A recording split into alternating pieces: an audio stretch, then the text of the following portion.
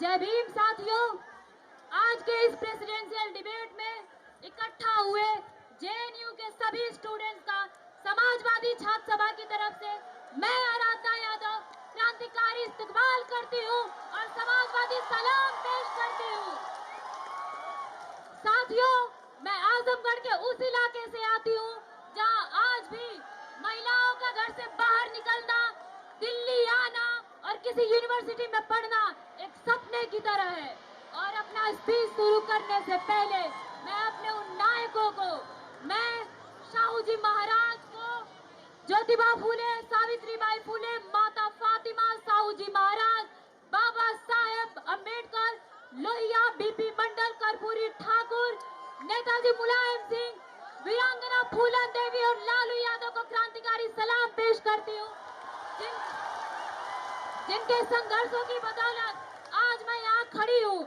और स्पेशली मैं बाबा साहब की शुक्रगुजार हूँ कि उन्होंने हिंदू कोड बिल के जरिए पितृसत्ता की गुलामी से हम महिलाओं को आजादी दिलाई। साथियों, हमारे नेता राम मनोहर लोहिया कहा करते थे कि अगर कोई सामर्थ्यशाली देश किसी गुलाम देश का, किसी कमजोर देश का, किसी शोषित मुल्क का शोषण करता है तो मैं हमेशा उस शोषित मुल्क के पक्ष में खड़ा होऊंगा। और उन्हीं से प्रेरणा लेते हुए मैं आज इस मंच से फिलिस्तीन में अपनी जमीन और अपनी अस्मिता के लिए संघर्ष कर रही उस आवाम को, यहाँ की महिलाओं को, वहाँ के बच्चों को इस मंच का समर्थन देती हूँ और फिलिस्तीनियों से कहना चाहती हूँ कि तुम इसी तरह संघर्ष करते रहना, गुलामी कभी कबूल मत करना, क्योंकि हम भारतीयों ने गुलामी को देखा है, गुलामी को जाना है और हम जानते हैं कि आजादी की कीमत क्या होती है और आजादी की कीमत हमसे बेहतर कोई नहीं जान सकता। आज इस देश में, इसी दिल्ली में हमारा किसान, इस देश का किसान संघर्षरत है और जब वो अपनी खून पसीने की कमाई का दाम मांगता है तो ये सरकार उसके रास्ते में कीलें बिछाती है, उसे गोलियों से लूलुआन करती है। और एक गरीब किसान की बेटी होने के नाते मैं इस मंच से उन किसानों को अपना समर्थन पेश करती हूँ और उन संघी नफरती चिंटुओं से कहना चाहती हूँ जो सुबह 5 मिनट उठकर गमले में पानी देते हैं, जिन्होंने कभी खेती नहीं की, वो हम खेतिहर समाज को सिखाते हैं कि कौन असली किसान है और कौन नकली किसान है। अरे जिनकी 7 पुश्तों ने हल की मूठ नहीं पकड़ी, वो क्या हमें बताएंगे कि कौन असली किसान है और कौन नकली किसान है। दोस्तों, आज मणिपुर के अंदर हमारी महिलाओं के साथ जो हैवानियत, जो बर्बरता की जा रही है वह नाकाबिले बर्दाश्त है। जिस तरह से गोलियों के दम पर, बंदूक के दम पर उनकी अस्मिता के साथ खिलवाड़ किया जा रहा है और हमारे देश का निकम्मा प्रधानमंत्री, वो निकम्मा गृह मंत्री अपनी आंखों पर पट्टी बांधकर इलेक्टोरल बॉन्ड के जरिए डील करने में बिजी है। वो कहता है साथी कि तुम मुझे चंदा दो, मैं तुम्हें धंधा दूंगा, तो ये निकम्मापन नहीं चलेगा। मैं अपनी कैंपस की महिलाओं से कहना चाहती हूँ कि बीएचयू के अंदर जहाँ से मैंने ग्रेजुएशन किया है, इन्हीं संघी गुंडों ने, इन्हीं संघी रेपिस्टों ने, आईआईटी के इन संघी गुंडों ने उस आईआईटी की महिला का गैंगरेप किया था। और इस तरह यही संघी गुंडे हैं जो हम महिलाओं के साथ जघन्य आपराधिक मामले करते हैं साथी। और मुझे आशंका है, इस मंच के सामने मैं अपनी आशंका पेश करती हूँ कि अगर एबीवीपी को इस कैंपस से नहीं खदेड़ा गया तो वो दिन दूर नहीं कि वो बीएचयू की घटना इस जेएनयू में भी घट सकती है। साथियों, इस कैंपस में संघ का एक बगल बच्चा संगठन है जो कहता है कि हम खून से तिलक करेंगे और गोलियों से आरती। अरे भाई बताओ, संघी गुंडों बताओ कि तुम किस बिरादरी के लोगों का खून से तिलक करना चाहते हो? क्या तुम हम महिलाओं का, किस मजहब के लोगों का खून से तिलक करना चाहते हो? क्या हम महिलाओं की गोलियों से आरती उतारना चाहते हो? क्योंकि हम महिलाओं की बेखौफ आजादी, हमारा बेखौफ घूमना, हमारा बेखौफ चलना और बेखौफ इनके सामने आकर राजनीति करना इनके पेट से पचता नहीं है साथी, क्योंकि ये सामंती लोग हैं। अरे ये तो उस मनु के चेले हैं जिस मनु ने कहा था कि महिलाओं को घर के अंदर बंद करके रखना चाहिए। बैठ जाऊंगा मैं, कोई बात नहीं। कुर्सी तभी लेके बैठा था। साथियों, जिस तरीके से इस कैंपस में पीएचडी में जेंडर डिप्रिवेशन पॉइंट खत्म करके लगातार इस कैंपस में महिलाओं की आबादी को कम किया जा रहा है, ये चाहते हैं कि महिलाएं जो थोड़ी सी बची है कैंपस में वो इस कैंपस को छोड़कर चली जाएं, लेकिन हम ऐसा नहीं होने देना चाहेंगे। साथ ही हमारी पार्टी समाजवादी पार्टी महिलाओं को मांग को लेकर हमेशा मुखर रही है, और जब रिजर्वेशन बिल लाया गया हमारे नेताओं ने सवाल किया कि इसमें स्मृति ईरानी को तो जगह है, लेकिन भगवतिया देवी को जगह क्यों नहीं है, महाराजी देवी को जगह क्यों नहीं है, उस घास छीलने वाली महिला को जगह क्यों नहीं है, उस गोबर पाथने वाली महिला को जगह क्यों नहीं है।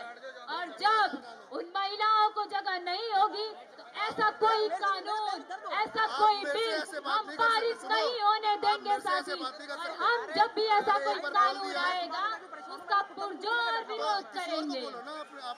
साथियों, इस कैंपस में हिंसा के साथ साथ 50 सालों से बहुजन प्रतिभाओं का कत्लेआम जारी है।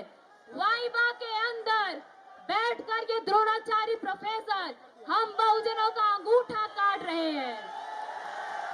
और साथ ही मैं ये बात कोई हवा में नहीं कह रही हूँ, इसी जेएनयू प्रशासन द्वारा बनाई गई ये अब्दुल नाफे कमेटी की रिपोर्ट चीख चीख कर कहती है, ये चीख चीख कर कहती है रिपोर्ट कि बहुजन लोगों के साथ वाइबा में डिस्क्रिमिनेशन किया जाता है।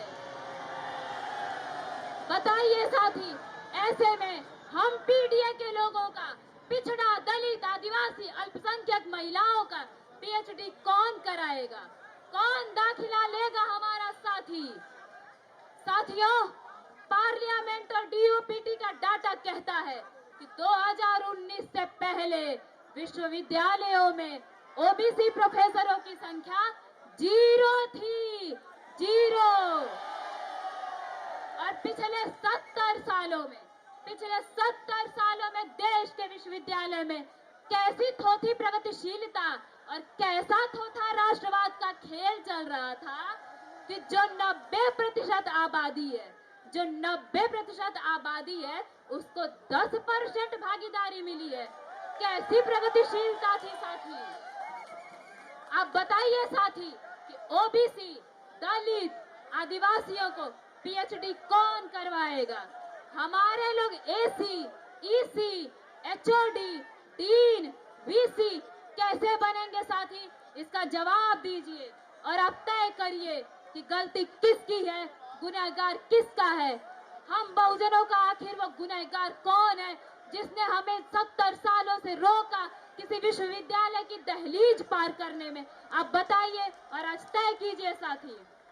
और साथियों, 1970 से यह कैंपस लाल था, और वो लाल का दावा करने वाले बताएं कि 2007 से 2016 तक इस कैंपस में ओबीसी, दलित, आदिवासियों को नॉट फाउंड सुटेबल क्यों किया गया था? साथ ही ये कहते थे कि बहुजन अवेलेबल ही नहीं है।